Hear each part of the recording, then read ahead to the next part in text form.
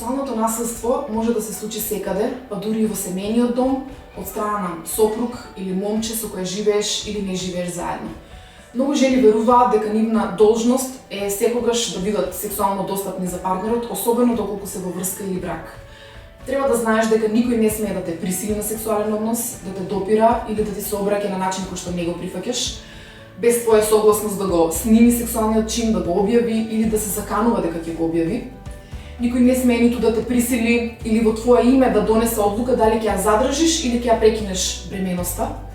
За секој интимен однос е потребна твоја согласност. Силувањето во брак и во интимна партнерска врска постои, е кривично дело и е казниво согласно закон.